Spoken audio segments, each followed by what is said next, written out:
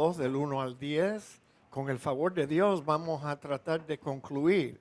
Esta es la cuarta semana que llevamos en este capítulo 2 en este párrafo. Entonces yo quisiera terminar con él hoy, con la ayuda de Dios. Leamos juntos, hermanos. Buenos días, hermanos. Nos encontramos en la tercera parte de el capítulo 2 del libro de Efesios, comenzando en el verso 1. Y Él os dio vida a vosotros, cuando estabais muertos en vuestros delitos y pecados, en los cuales anduvisteis en otro tiempo, siguiendo la corriente de este mundo, conforme al príncipe de las potestades del aire, el espíritu que ahora opera en los hijos de desobediencia, entre los cuales también todos nosotros vivimos en otro tiempo en los deseos de nuestra carne, haciendo la voluntad de la carne y de los pensamientos. Y éramos por naturaleza hijos de ira, lo mismo que los demás. Pero Dios, que es rico en misericordia, por su gran amor con que nos amó, aun estando nosotros muertos en pecados, nos dio vida juntamente con Cristo. Por gracia sois salvos. Y juntamente con Él nos resucitó y asimismo nos hizo sentar en los lugares celestiales con Cristo Jesús, para mostrar en los siglos venideros las abundantes riquezas de su gracia en su bondad para con nosotros en Cristo Jesús. Porque por gracia sois salvos, por medio de la fe. Y esto no es de vosotros, pues es don de Dios, no por obras, para que nadie se gloríe. Porque somos hechura suya, creados en Cristo Jesús para buenas obras, las cuales Dios preparó de antemano para que anduviésemos en ellas. Amén. Amén. Gloria a Dios. Gracias, hermano Alonso. Oremos, hermano. Padre, te damos gracias que podemos reunirnos aquí hoy para estudiar tu palabra, pero más que nada para agradecerte, Señor, por esta salvación tan grande. Queremos adorarte y alabarte porque tú has sido bueno, bondadoso con nosotros en la forma que tú decidiste salvarnos a nosotros cuando no podíamos, ni siquiera teníamos el deseo de salvarnos a nosotros mismos. Queremos, oh Dios, que hoy tú nos hables a nuestros corazones en este pasaje. También te pedimos por la hermana de Gerardo, Miriam. Te pedimos por ella, Señor, para que le des un toque de salud. Guía a este segundo cirujano que la va a intervenir quirúrgicamente. Y te pedimos, oh Dios, que esa segunda cirugía sirva para corregir la primera y Señor, que ella pueda tener una recuperación total. Por las madres que sufren también, Señor, te pedimos que tu paz y tu consuelo pueda inundar su corazón. Señor, te pedimos todo esto en el nombre de Cristo Jesús. Amén. Amén. Tomen asiento, amados hermanos. Esta es, la tercera vez que estamos en la segunda parte de este párrafo, pero si tomamos la primera parte, en la parte que dice que nos dio vida juntamente con Cristo, etcétera, etcétera, cuando estábamos muertos nos dio vida, este párrafo ya nos ha tomado con este estudio cuatro sermones, 4 estudios. Y lo que yo quisiera hacerles recordar hoy a todos ustedes, que el apóstol Pablo estaba escribiendo una carta. A veces las divisiones que se hicieron mucho después de la Biblia, se dividió en capítulos y en versículos, eso es muy bueno, muy bueno. La única desventaja en esas divisiones es que el apóstol Pablo no estaba escribiendo un libro de 6 capítulos con cada capítulo tratando de otro asunto, sino que todo lo que hemos estudiado hasta aquí es una alabanza a las riquezas de la gracia de Dios. Y para ayudarnos, quiero hacerle un recuento. Fíjate, que todo ha sido por gracia. Nos bendijo con toda bendición espiritual en los lugares celestiales en Cristo. Eso fue por gracia. ¿Qué hicimos nosotros para merecer esas bendiciones? Absolutamente nada. Entonces nos tenemos que dar cuenta, y hoy yo les voy a obligar a que ustedes se den cuenta que todo es por gracia. Fíjate, después nos dice, según nos escogió en Él antes de la fundación del mundo, para que fuésemos santos y sin mancha delante de Él. ¿Qué parte de esa elección tuvimos nosotros? Ninguna. Nosotros fuimos los bendecidos de esa elección, pero nosotros no hicimos nada para merecer que Dios nos hubiera elegido a nosotros. Y yo siempre pienso que Él pudo haber elegido a alguien mucho más mejor que nosotros. Pero no, todo fue por gracia. La elección es por gracia. Luego nos dice, en amor, nos amó con un amor eterno, porque su elección fue hecha en la eternidad pasada. Y Él viene amándonos desde que nos conoció. Y entonces, habiéndonos predestinado para ser adoptados hijos suyos por medio de Jesucristo, según el puro efecto de su voluntad. ¿Qué parte tuvimos nosotros en esta predestinación? ¿Qué hicimos? Nada. Fue por gracia. Seguimos. Para alabanza de la gloria de su gracia. Ahí te lo dice en blanco y negro. Con la cual nos hizo aceptos en el amado. Dios nos hizo aceptos en su amado Hijo por gracia. No fue por ninguna obra, ningún esfuerzo, ningún mérito nuestro. Fue por gracia. En quien tenemos redención por su sangre, el perdón de pecados, según las riquezas de su gracia. En la mente del apóstol Pablo, desde que él comenzó esta epístola, él estaba pensando en las maravillas de la gracia de Dios, las riquezas de la gracia de Dios. Según las riquezas de su gracia, que hizo sobreabundar para con nosotros en toda sabiduría e inteligencia, dándonos a conocer el misterio de su voluntad según su beneplácito, su aprobación. Entonces, de nuevo, ¿dónde entramos nosotros allí? No nos encontramos. Fue por gracia, el cual se había propuesto en sí mismo. Entonces ya eso nos excluye a nosotros, de reunir todas las cosas en Cristo en la dispensación del cumplimiento de los tiempos, así las que están en los cielos como las que están en la tierra. Ahora sabemos, esta es la parte que yo añadí, ahora sabemos cómo va a terminar toda esta obra de salvación por gracia. Es por gracia, señores. Él lo hizo de acuerdo a su voluntad. En Él asimismo tuvimos herencia, habiendo sido predestinados conforme al propósito del que hace todas las cosas según el designio de su voluntad. Ya estamos excluidos de nuevo. No fue por ningún esfuerzo nuestro, ninguna obra nuestra, ningún mérito nuestro de que fuimos predestinados conforme al designio de su voluntad, a fin de que seamos para alabanza de su gloria.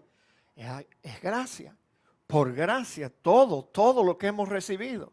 En Él también vosotros, habiendo oído la palabra de verdad, el evangelio de vuestra salvación, y habiendo creído en Él, fuisteis sellados con el Espíritu Santo de la promesa, que es las arras de nuestra herencia hasta la redención de la posesión adquirida para alabanza de Dios. Y entonces usted va a estar tentado aquí en este versículo a decir, aquí es donde entramos nosotros, pastor. Yo creí en Cristo. No te animes, porque no fuiste tú. No fuiste tú. Acuérdate que el apóstol Pablo en Filipenses capítulo 2 y versículo 13 dice que Dios es el que produce en nosotros lo que no estaba allí. Él produce así el deseo, el querer, como el hacer, por su buena voluntad. Así que, de nuevo, terminamos viendo que aún cuando creímos, todo eso fue por gracia, fue una obra de Dios. Pablo entonces ora por los efesios. No ceso de dar gracias por vosotros, haciendo memoria de vosotros en mis oraciones, para que Dios, el Dios de nuestro Señor Jesucristo, el Padre de gloria, os dé espíritu de sabiduría y revelación en el conocimiento de Él, alumbrando los ojos de vuestro entendimiento, para que sepáis cuál es la esperanza a que Él os ha llamado y cuál las riquezas de la gloria de su herencia en los santos. De nuevo, amados hermanos, tenemos que darnos cuenta que es por gracia. La esperanza que hoy tenemos es por gracia, todo ha sido por gracia.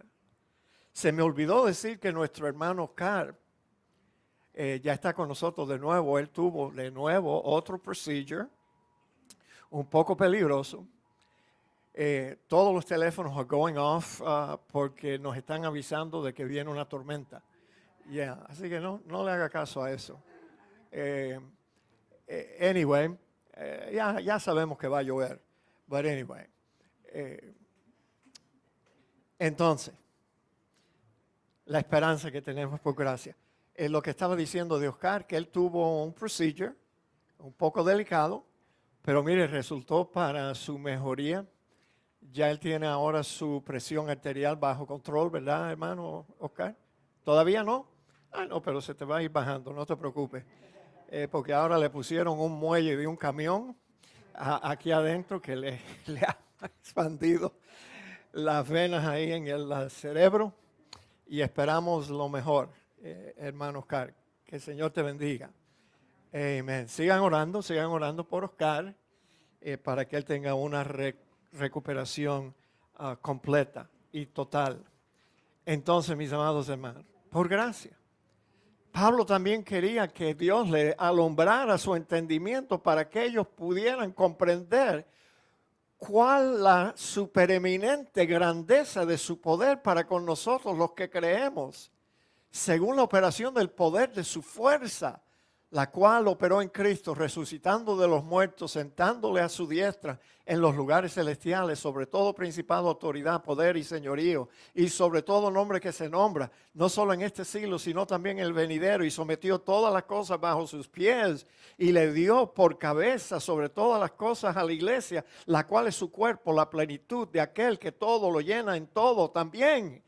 Hoy nosotros comprendemos algo del poder de Dios, el gran poder de Dios que lo levantó de los muertos. Sí, lo creemos, mis amados hermanos, porque Él nos ha levantado a nosotros también. Ya nosotros hemos experimentado una resurrección con Cristo, y Él os dio vida a vosotros cuando estabais muertos en vuestros delitos y pecados. Dime, ¿qué parte tuviste tú de eso? Si estabas muerto.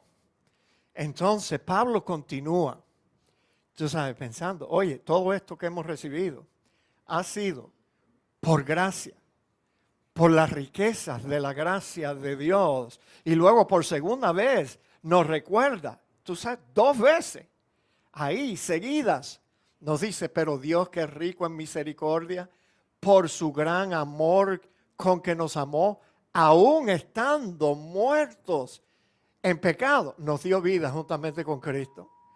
Por gracia sois salvos. Vaya, si no has agarrado todavía de que todo lo antes mencionado ha sido por gracia, Él te lo pone de nuevo allí. Por gracia hemos sido salvos. Digan amén. No fue por ningún esfuerzo nuestro, no fue por nada de lo que nosotros hicimos, mis amados. Y de seguro no fue por ningún mérito. Oh, no. Todo fue por gracia. Y juntamente con Él nos resucitó, a sí mismo nos hizo sentar en los lugares celestiales con Cristo Jesús, para mostrar en los siglos venideros las abundantes riquezas de su gracia. ¿Oye, quieren, hermano? ¿Te está filtrando? Es por gracia. Por gracia hemos sido salvos. Las abundantes riquezas de su gracia en su bondad para con nosotros. Entonces, es por gracia, no es por mérito. Y entonces, si la salvación fue por gracia, entonces, ¿cómo se nos va a ocurrir, como se le ocurre a la mayoría de los cristianos, de que lo que recibimos inmerecidamente, Dios nos los va a quitar luego por no merecerlo? ¿Cómo se nos va a ocurrir que nosotros podemos perder esta salvación tan grande que las riquezas de su gracia han traído a nuestra vida? Yo no me explico, no me explico. Porque por gracia soy salvo. Te lo vuelve a decir. Ve, esto es una carta. Porque por gracia soy salvo por medio de la fe. Y esto no es de vosotros. De nuevo, Pablo nos elimina totalmente a nosotros en esta salvación. Pues es don de Dios, no por obras. No es por esfuerzos humanos. No es por ningún mérito humano.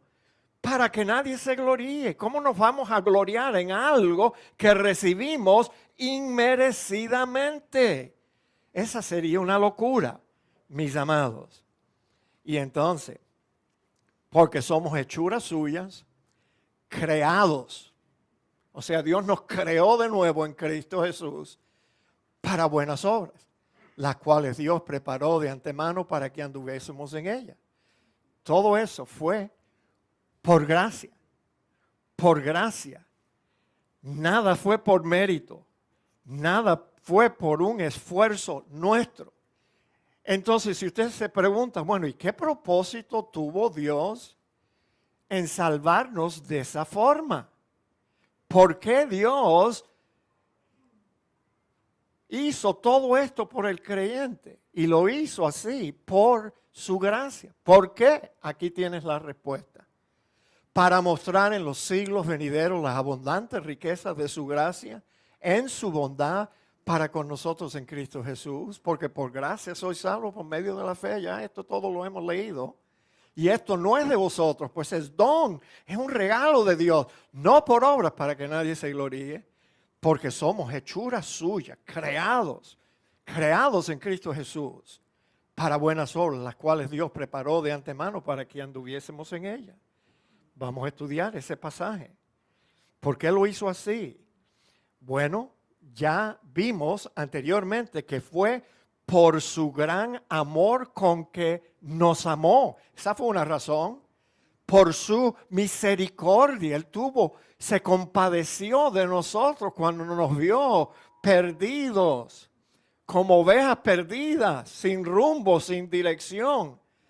Él decidió salvarnos a nosotros, mis amados hermanos. Pero mira, la declaración del propósito de Dios se puede ver mejor en el pasaje que acabamos de leer, del 7 al 10. Y fue exhibir las riquezas de su gracia.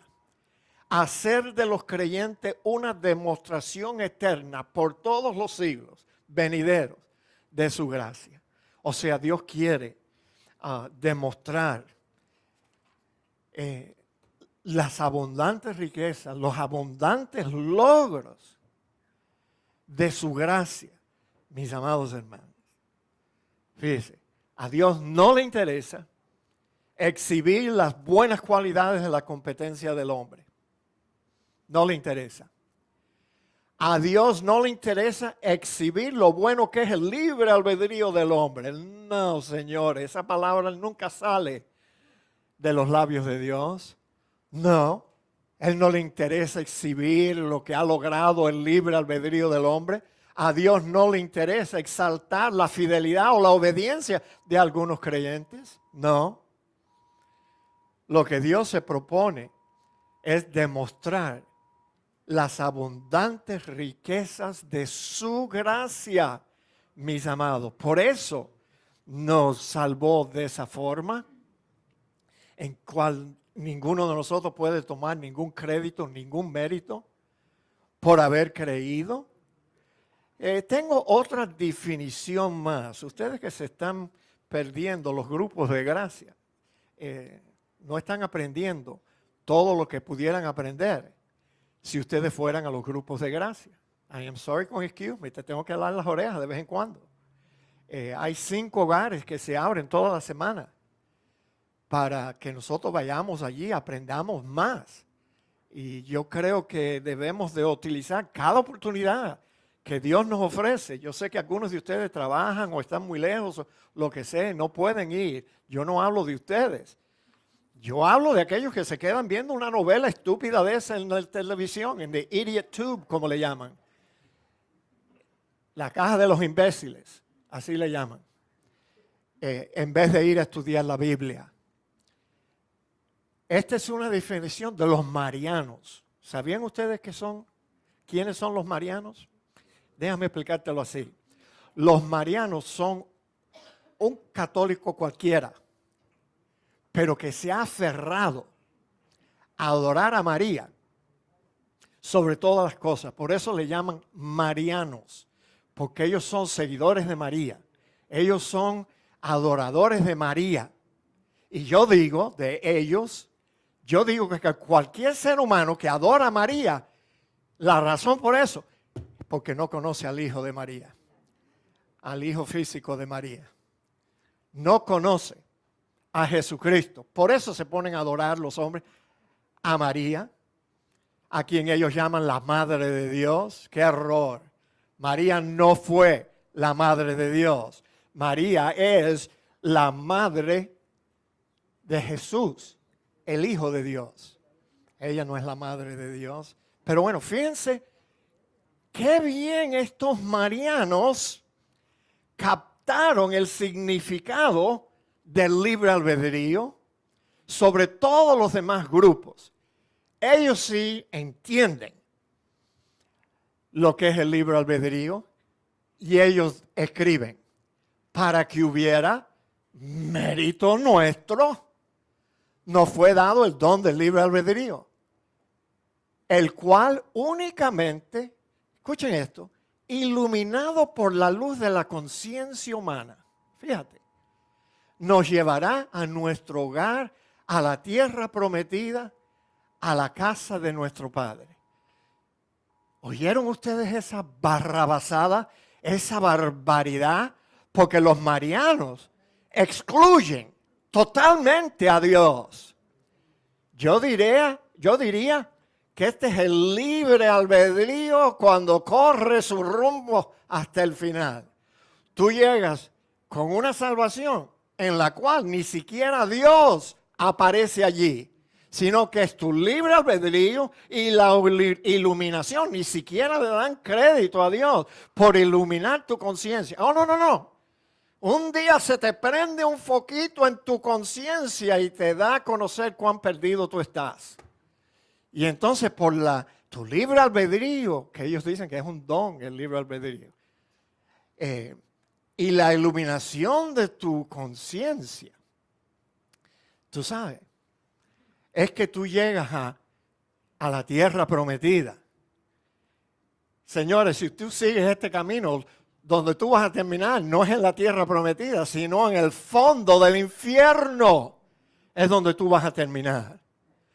El libre albedrío, ellos continúan diciendo, cuando está iluminado por la luz de la conciencia. Ay, Dios mío, pesado me cae a mí eso, hermano Iván. La luz de tu conciencia, olvídate, Dios no tiene que intervenir ni iluminarte nada. No. Un día tu conciencia se prende un foquito y entonces cuando el libre albedrío no está iluminado por la luz de tu conciencia, nos lleva por malos caminos, alejándonos cada vez de la casa paterna. Entonces claramente los marianos piensan que tú no necesitas a Dios. Ya tú tienes todo lo necesario. Tienes tu libre albedrío y tienes tu conciencia. Nada más que te tienes que dar cuenta que estás perdido y entonces tú decides dónde tú quieres ir. Los marianos añaden, el hombre, por el libre albedrío de que goza, es quien voluntariamente, ay, a mí me gusta esto, mira, quien voluntariamente escoge el camino que le agrada. Sí. Él escoge el camino que él comprende. Tú sabes. O el que le es más fácil de seguir. ¡Bingo! Esos son los logros del libre albedrío. El hombre va a escoger el camino más fácil. El camino que él comprende. Sí, porque él quiere comprender. Tú sabes. El camino que le agrada. Y así el hombre natural va a seguir marchando hasta que un día despierta en el infierno. En el infierno. ¿Se dan cuenta, mis amados? Qué bueno es el libre albedrío, ¿eh? Qué engaño más grande de Satanás. Pero no vayas a pensar que el libre albedrío empezó con la religión católica, ni mucho menos con los marianos. No, déjame decirte dónde empezó el libre albedrío. El libre albedrío comenzó cuando la serpiente antigua, el diablo y Satanás, le dijo a Eva, Eva, ¿con qué Dios ha dicho que de cierto morirás? No es eso, Eva, sino que Dios sabe que el día que tú pruebes el fruto del árbol de la ciencia, del bien y el mal, tú vas a ser igual que Dios. Y tú vas a tener la capacidad de escoger. Porque si ya sabes lo malo y lo bueno, entonces vas a poder escoger lo bueno. Libre albedrío en el huerto del Edén. Ese fue el engaño de Satanás. Tú vas a conocer y entonces tú vas a poder escoger. El único problema, que eso fue una trampa. No le dijo que solo vas a poder escoger lo malo. Solo vas a poder escoger ser más malo o menos malo. Pero nunca vas a poder hacer lo bueno. ¿Qué engaño más bueno de Satanás, eh? No. Tú vas a conocer la ley de Dios y lo que es bueno y lo que es malo. Y vas a conocer sus mandamientos. Entonces, tú puedes escoger hacer lo bueno. Allí fue donde nació este concepto antibíblico del libre albedrío. Pero Dios no quiso salvar al pecador por su libre albedrío, sino por su gracia. Dios quiso demostrar su bondad para con nosotros, dándonos vida cuando estábamos muertos, resucitándonos de los muertos, exaltándonos y sentándonos con Cristo en los lugares celestiales para que todos nosotros llegásemos a ser monumentos de su gracia, amados hermanos. Es por eso que llega al versículo 8 y te lo dice allí en blanco y negro. Porque debido a que la salvación es una obra de Dios por su gracia, que hemos llegado a ser salvos por medio de esa gracia, por medio de la fe. Y esto no es de vosotros, pues es don de Dios, no por obras, para que nadie se gloríe. Es una obra de Dios. Mis amados, hemos sido salvos. Soy salvo. ¿Tú sabes lo que significa eso? El significado del verbo, que está en un tiempo, usted no tiene que recordar esto, tiempo perfecto, que señala que fuimos salvos. Ya fuiste salvos. No es que estás siendo salvo, no, fuiste salvos en algún momento preciso en el pasado y estáis ahora en un estado o una condición de salvación. Ya somos salvos, mis amados hermanos. Entonces mi pastor tenía razón cuando él decía que yo sé que yo he sido salvo, que yo voy a ir al cielo. Digan amén. Si tú todavía vives en temor, es porque estás creyendo una mentira. Una mentira. Nosotros estamos en rumbo al cielo, digan amén. Amén. Y no hay nada, ninguna cosa creada que nos puede separar del amor de Dios en Cristo Jesús, Señor nuestro. Nada, ni lo alto ni lo profundo. Nada, ni ángeles, ni potestad, nada, ni siquiera nosotros mismos. No podemos apartar del amor de Dios en Cristo Jesús. ¿Te sientes seguro ahora? Yo espero que sí. Entonces nunca vas a poder ser un pentecostal o un carismático. Nunca. Caballero, yo nunca pudiera sentarme en una iglesia que enseña que esta salvación que yo recibí por gracia, Dios me la puede quitar por falta de méritos. You gotta be kidding me. No, esas iglesias son para ustedes, pero not for me. La mayoría de la gente que se va de esta iglesia se acomodan como una gallina en un asiento en una iglesia pentecostal o carismática. Allá tú. Pero yo y mi casa vamos a seguir creyendo que esta salvación que recibimos es una obra de Dios, que Él logró hacerla en nosotros por gracia, no por obras, no por esfuerzo, no por méritos nuestros.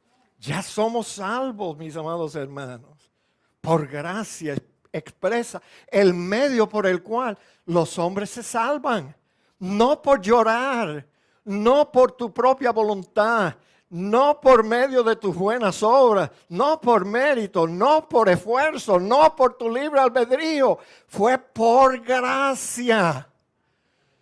Y gracia habla de un favor que se le hace al que es completamente indigno de recibirlo. Eso es lo que la gracia es. Por eso se dice que gracia, la forma más fácil de escribir lo que la gracia es. Yo sé que ese es un término ajeno al hombre natural. Gracia. ¿Qué gracia tienen los seres humanos? Ninguna. Gracia solo Dios tiene. Sí.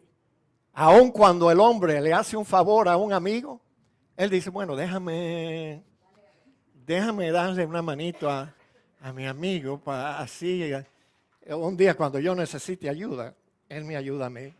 No hay gracia en eso, mis amados hermanos. No hay gracia. No.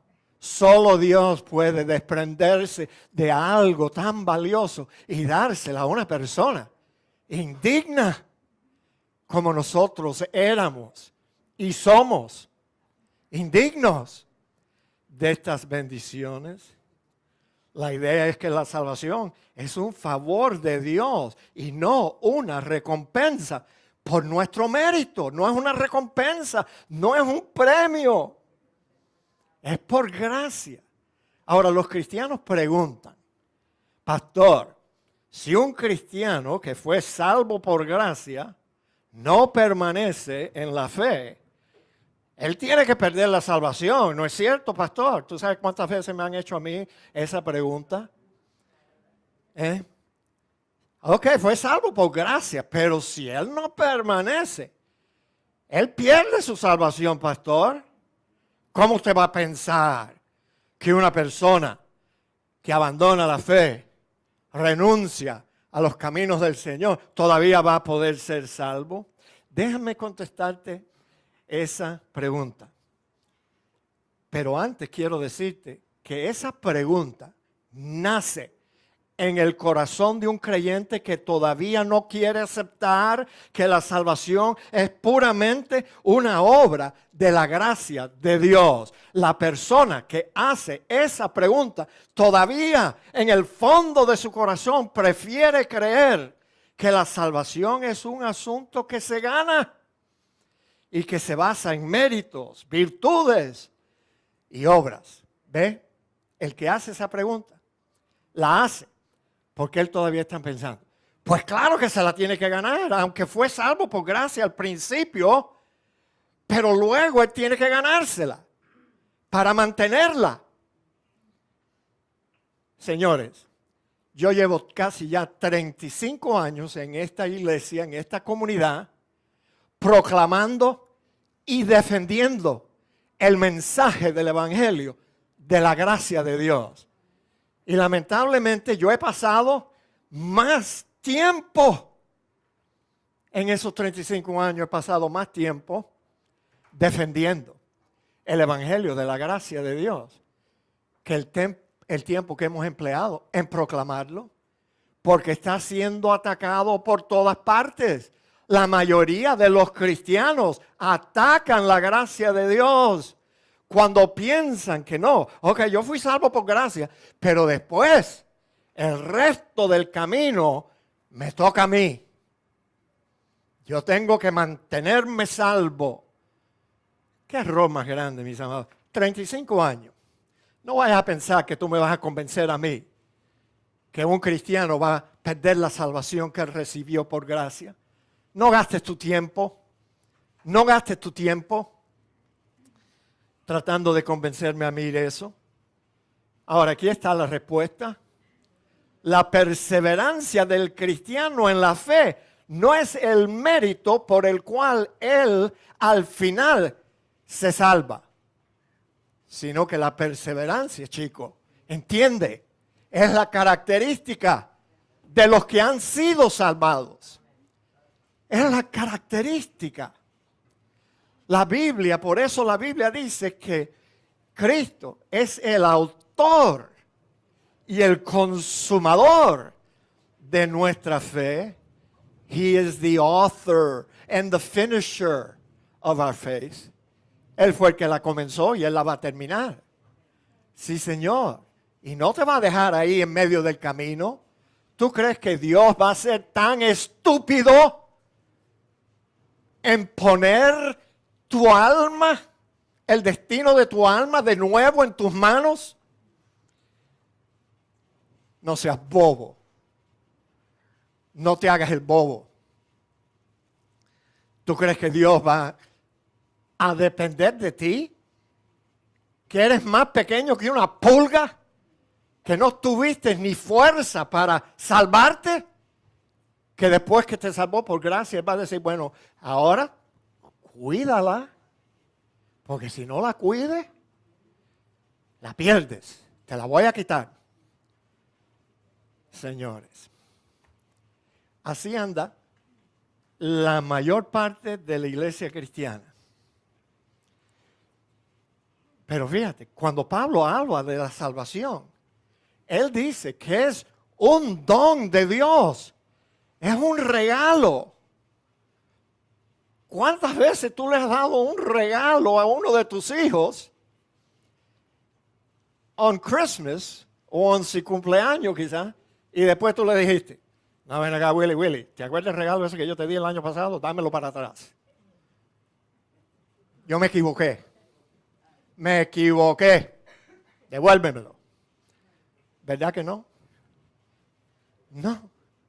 Y si nosotros, que somos pecadores, sabemos dar buenas dádivas a nuestros hijos, ¿cuánto más nuestro Padre Celestial nos va a dar algo libremente por su gracia? Y nunca nos los va a quitar, señores. Entonces, esto no es de vosotros, se refiere aquí a todo el proceso de salvación. La gracia es un don, la fe es un don, ¿sí? Porque la Biblia dice que Dios es el dador de la fe. La salvación es un don, todo es un don, mis amados hermanos. Qué bueno ha sido Dios con nosotros. Y entonces, por si acaso, no se te ha quitado la idea de que no es por obras, y no es por méritos, y no es por esfuerzos, ni antes ni después de experimentar la salvación. Él te lo dice aquí bien claro. No es por obras. No es una obra humana, no es por esfuerzo, no es por méritos. Ahora, imagínense por un instante lo distorsionado de la vida de un cristiano que anda por toda su vida cristiana dándose una palmada en el pecho. Fui yo.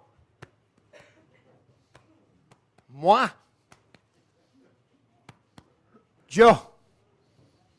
Dios me salvó por algo que Él sabía que yo le iba a servir. Qué distorsionado un cristiano que anda toda su vida cristiana dándose una palmada en el pecho pensando que fue Él. Ay, no, señores. A menudo yo le pregunto a esta iglesia. Yo le hago esta pregunta, ya se la he hecho varias veces. No es de suicidio, por favor. Ya ustedes flonquearon esa pregunta ya varias veces. Me mandaron al infierno. ¿Cómo es posible que tú vayas a pensar que tu pastor, un hombre que nació de nuevo, que fue salvo por gracia, voy a perder mi salvación por suicidarme? ¿Cómo tú vas a pensar que el suicidio es un pecado que Dios no puede perdonar? ¿Cómo se te ocurre pensar así? Ahora, yo no estaba promoviendo el suicidio, ni mucho menos, señores. Ay, si Rita me deja a mí por otro hombre, yo no me voy a suicidar por eso. ¿Estás loco? Lo único que yo voy a hacer es reemplazarla.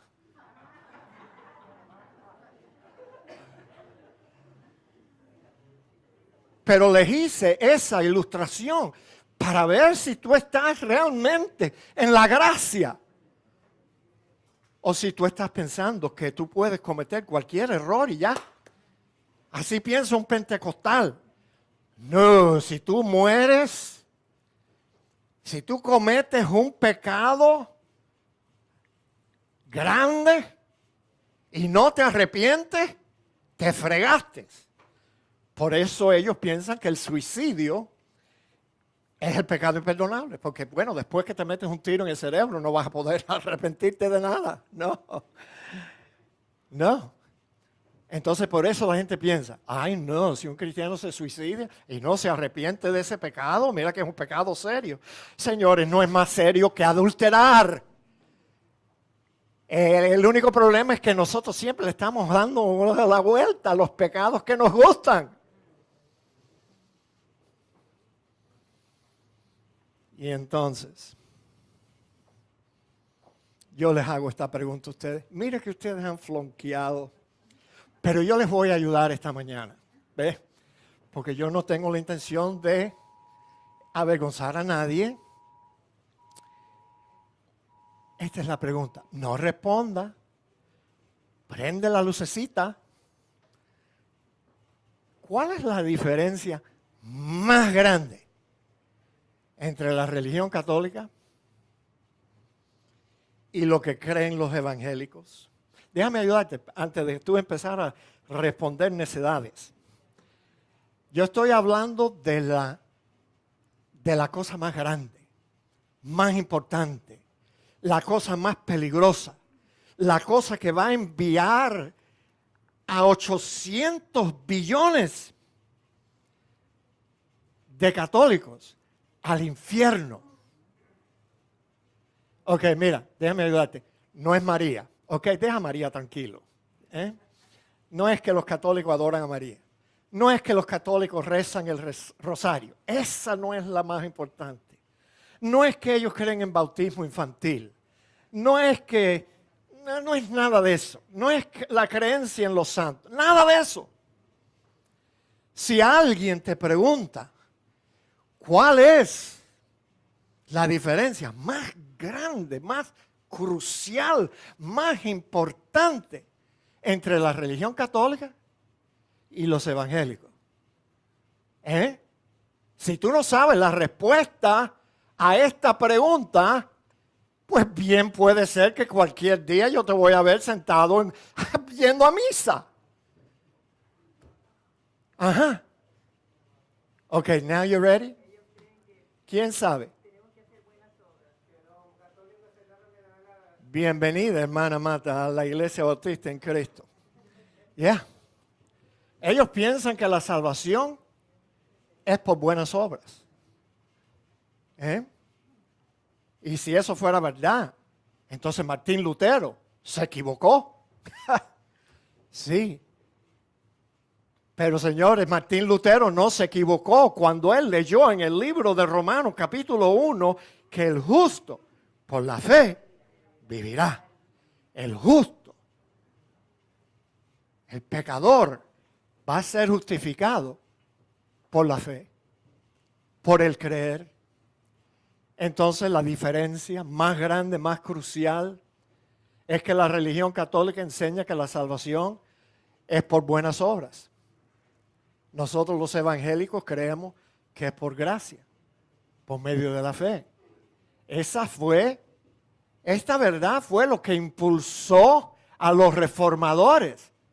No es por nuestras buenas obras, no es por nuestros esfuerzos, no es por nuestros méritos. Es por gracia, por medio de la fe. Ese es el sentido de la reforma. Entonces, ¿qué hora es? Ya casi estamos terminando. Luego están los cristianos. Déjame enseñarte esta plaquita. Primero, fíjate lo que Pablo dice acerca de las obras y la gracia. Las obras y la gracia. Y Pablo lo hace aquí en una forma que, tú sabes, tú tienes que leer este pasaje, creo, varias veces, a menos que tú seas más inteligente que nosotros. Y eso es posible. Pero fíjate, Pablo dice, y si es por gracia, Pablo dice, ya no es por obras. De otra manera, la gracia ya no es gracia. Lo que Pablo está diciendo allí es que si tú pones un poquito de gracia y un poquito de obra en una batidora de esa eléctrica de alta función y tú le das ahí por una hora, cuando tú apagas esa batidora, tú te vas a dar cuenta que no se mezclaron. La gracia es gracia, la obra es obra. Una cancela la otra. Así que Pablo dice, y si es por gracia, entonces ya no es por obra. De otra manera, la gracia ya no es gracia. Entonces lo vuelve a decir, pero al revés. Y dice, y si es por obras, ya no es por gracia. Es lo mismo que dijo aquí arriba, lo único que te lo viró the other way, para que tú te dieras cuenta que si es por obras, la salvación es por obras, entonces ya no es por gracia. De otra manera, la obra ya no es obra, porque la gracia cancela la obra y la obra cancela la gracia. ¿Te estás dando cuenta? Entonces, ¿por qué es que la mayoría de los cristianos, de los que dicen ser cristianos, piensan que si todo comenzó por gracia, y es por gracia hasta que tú llegas a la cruz, pero después de eso, hay que añadir tus obras, tus esfuerzos, tus méritos. ¿Y sabes lo que Pablo dijo que es eso? Se lo dijo a los Gálatas. Eso es caer de la gracia. Eso es vivir una vida cristiana anormal, jorobada, distorsionada. ¿Cómo tú vas a pensar que lo que Dios comenzó en nosotros por gracia, ahora tú lo tienes que perfeccionar por tus obras, tus esfuerzos, tus méritos, tus virtudes? Si haces eso, vas a caer de la gracia. ¿Qué es lo que señala esta línea aquí? Has caído de la gracia. Estás caminando por un callejón equivocado. Porque la salvación comienza por gracia, sigue por gracia y te aseguro que va a terminar con gracia. Entonces, ¿por qué es que tú tienes que llenarte de temor, llenarte de confusión pensando, ay no, yo ahora tengo la responsabilidad de cuidarla? Porque si no la voy a perder. O Dios me la va a pedir que me dé el regalo ese que yo te di, dámelo para atrás. ¡Qué locura! Esa es la razón por la cual yo nunca pudiera sentarme en una iglesia pentecostal o carismática, o luterana, o metodista, ninguna iglesia de esa. No, prefiero quedarme en mi casa y leer la Biblia con Rita allí y con Georgina, si todavía ella está con nosotros. Que yo creo que sí, ella va a estar con nosotros. Ella no se va a morir hasta que yo no muera primero. ¿Verdad, hermana Georgina? Ella no quiere dejar a su hijita para lidiar con este caballero, ella sola. No. Amén. Claro que sí. Entonces, mis amados hermanos, Si tú quieres ir a una iglesia pentecostal como hacen la mayoría de la gente que se va de esta iglesia, se me cuela en una iglesia pentecostal, allá tú. ¿Por qué no vas a misa? Y ya empiezas, desde el principio hasta el fin, una salvación por buenas obras, por tus virtudes, tus méritos. Ve a misa si te vas a apartar de la gracia. Entonces, vamos a hacer un ejercicio. ¿Le parece bien? Sí, de vez en cuando los conferencistas toman un break, le piden a la gente que se pongan de pie, estiren los huesos, hermano, por favor, todos. Estiren, get off your bun, yes, yeah. Ahora hagan así, espérate. Ahora fíjate, sigan las instrucciones. Everybody, come on, Edith. Oye, qué vagancia. Hermana Nereida, yo sé que a ella le cuesta levantarse. ¿Qué pasa, Rosita? Gabby, everybody, yes. Ok, ahora cuando tú estás así de pie, la segunda instrucción es que yo quiero que tú levantes tus dos brazos arriba. Y ahora la próxima instrucción, mira hacia arriba y dile a Dios, no fui yo, fuiste tú. Qué liberante es eso. Librarnos. ¿Pueden tomar sus asientos, mis hermanos? No fui yo, fuiste tú. Mis amados hermanos, entonces la salvación exhibe las riquezas de su gracia para ser posible. Fíjate, esto parece una contradicción, pero no lo es. Fuimos salvos para ocuparnos en las buenas obras que Dios preparó de antemano para que anduviésemos en ellas. Mira, no te confundas.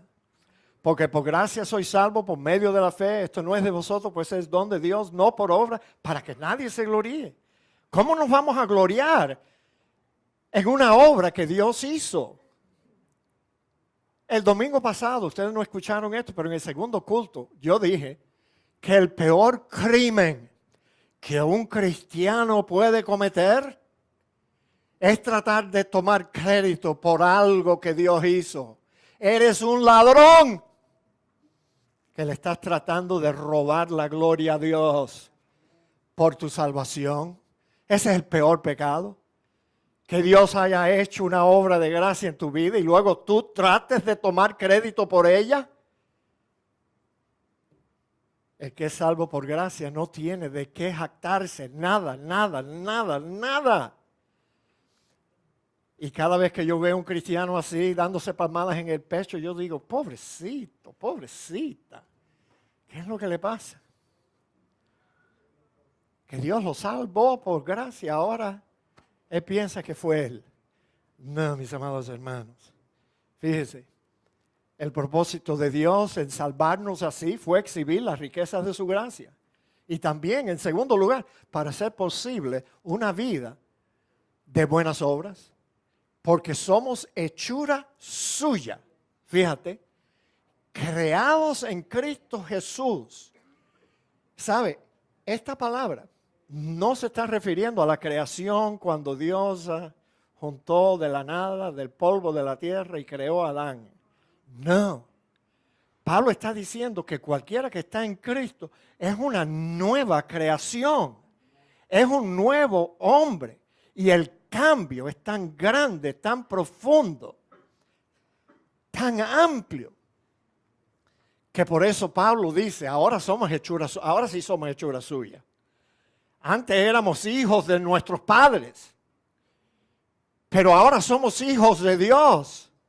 Porque Dios nos ha tomado, nos ha regenerado, nos ha lavado, nos ha santificado, nos ha justificado. Y Él ha hecho de nosotros una nueva creación en Cristo Jesús. Y el propósito de hacerlos de nuevo es para buenas obras, las cuales Dios preparó de antemano para que anduviésemos en ellas. Por favor, no tergiversen el asunto.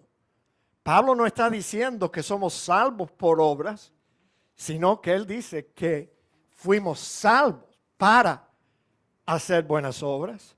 O sea, no nos salvó por las obras, pero con toda seguridad somos salvos para hacerlas.